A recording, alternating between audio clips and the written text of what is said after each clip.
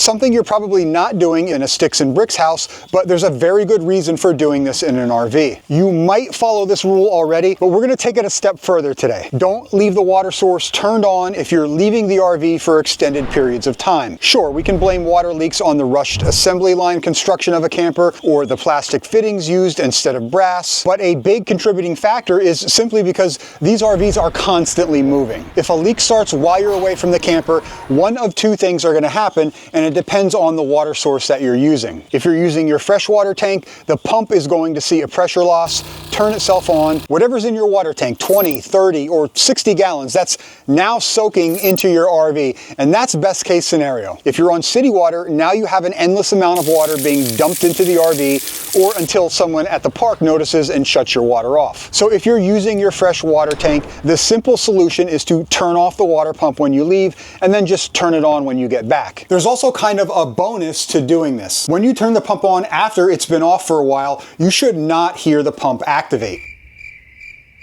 If you do, the water system lost pressure somewhere while the pump was off, and now it's replacing that water. You unfortunately have a leak somewhere in the RV, but at least now you can get ahead of it. If you're instead using city water, just turn the water off at the hose bib. Now, in either case, with the water pump off or the city water turned off, you still maintain water pressure in your plumbing lines. There's a check valve at the city water inlet that doesn't allow water to flow back out. So everything behind this valve maintains pressure when you turn the water off outside.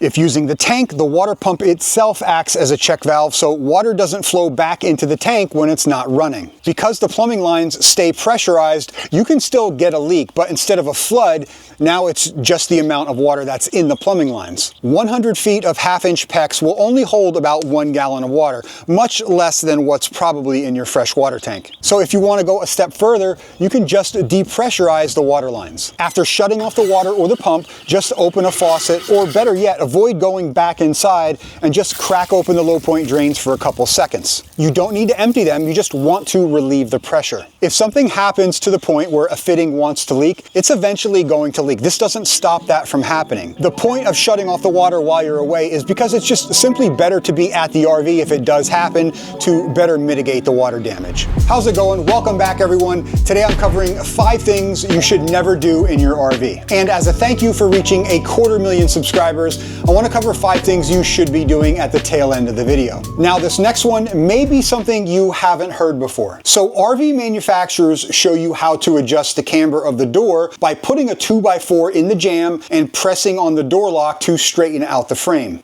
That goes to show you how extremely pliable these doors are. They are usually foam filled with an aluminum edge frame encased by fiberglass, and they are thin. We're already at a disadvantage. We can't avoid the flexing from driving. When you slam a door, which is usually done somewhere near the bottom half, that inertia, repeated over and over and over again, can start to twist this door frame. On top of that, you have impact stress on the latch and the strike plate when a door slams. The mechanical components in the lock, the frame, and the hinges all absorb that stress. By shutting the door nice and slowly, and by doing it at the handle, we can prevent that twisting and physical impact. Is slamming the door an easy habit to break?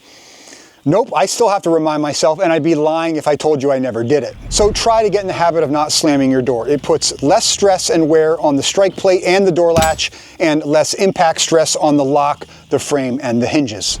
Under here is my black tank drain valve, and I never leave this open unless one of 2 things are happening, which we'll cover in a minute. Why can't I leave my black tank drain open if I'm connected to a sewer? In a brick and mortar house, you have your 1.6 gallons of water pushing the waste through the pipes and outside to a sewer or septic system. In an RV, we don't have 1.6 gallons of water. Plus, we've got a flat tank before anything makes its way outside. If the drain is open, there will be no water in the tank. Without water in the tank, everything that goes into the tank will stick to the tank and start to pile up. The 2 situations where your black tank drain valve can be open. First, obviously, when you're dumping the tank.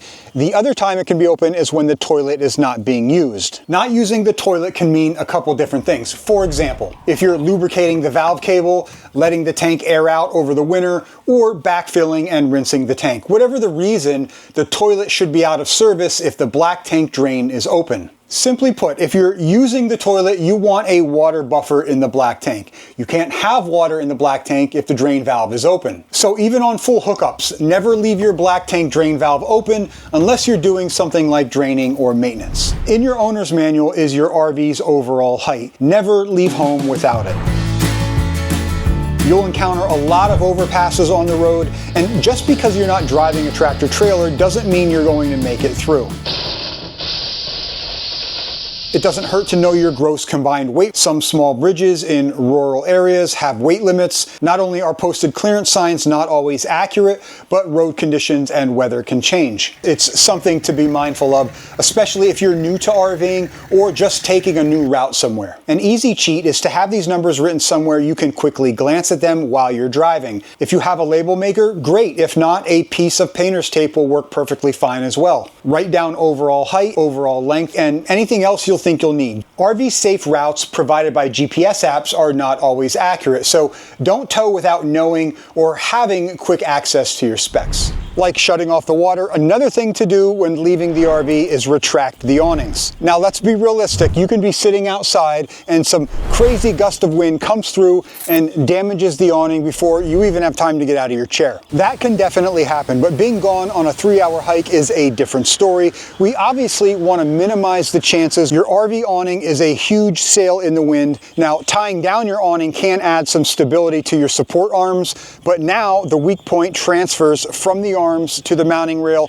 which in many cases is just screwed into the side of the RV. Look, I get it, this can be a pain to bring in when you leave, especially if you leave it out a lot, but it could save you from a very expensive repair. Okay, on to 5 things you should be doing. And if you guys want to see more videos like this, things to do, not to do, and a very black and white explanation of why, let me know down in the comments. If you have slide outs, and I'm guessing most of you watching do, invest in a good vacuum cleaner. Pebbles, rocks, debris, Legos, to name a few, can make their way under these slide flaps and under furniture with slide rollers or guides. When you bring the slide in, this can very easily damage your flooring. I'm sweeping and vacuuming these areas every single time before bringing in the slide. In fact, it might be something you want to add to your teardown checklist. I refuse to charge a membership fee on this channel. All of our videos are free for everyone to watch. But without sponsors, there are no videos, so I'd like to thank RV Snap Pads for making this content possible. RV Snap Pads are a one-time installation, permanent solution for fifth wheel and motorhome leveling systems, as well as travel trailer stabilizers and tongue jack feet. Made of recycled tire rubber, they not only help prevent corrosion, they also protect your parking pad or driveway from damage. More surface area means more stability and less slipping and sinking on soft surfaces like dirt or hot asphalt. No coupon code needed, just click our link down below and you'll automatically receive 10% off your order.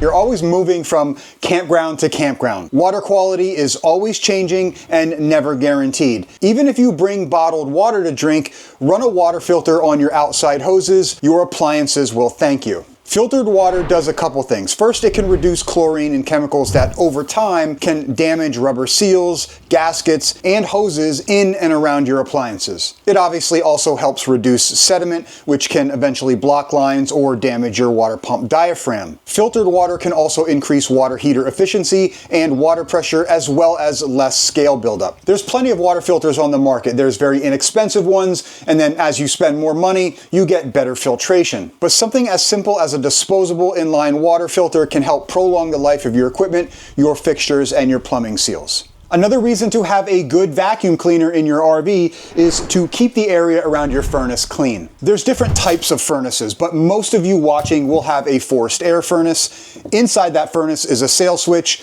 It's a low voltage protection device, and without getting into all the details of what it does, it needs to be clean to work properly or your furnace won't light. There's no filter on the air inlet side of the furnace, so anything inside on the floor can end up on the sail switch. Something as simple as vacuuming and cleaning around the furnace will keep the sail switch clean and your furnace working properly. Okay, RV water tanks are a little more flexible than you think, and over time, from adding and subtracting a couple 100 pounds of water, the tank can flex a little and low spots can form where water pools. If that happens, the water does not drain from the tank, and we all know what happens to standing water in dark places. You might be surprised how much water remains, not just in the tank, but in the lines from the wet bay over to the tank. This is footage of me using compressed air on the fresh tank fill line after the tank was drained and done dripping. And this went on for probably 5 to 7 minutes. So something I do every time is leave the fresh tank drain valve open when I begin filling my fresh water tank. By running some water through the line and the tank before closing the valve, you can remove any of that old water that didn't make its way out. After 30 seconds or so, close the valve and carry on as normal.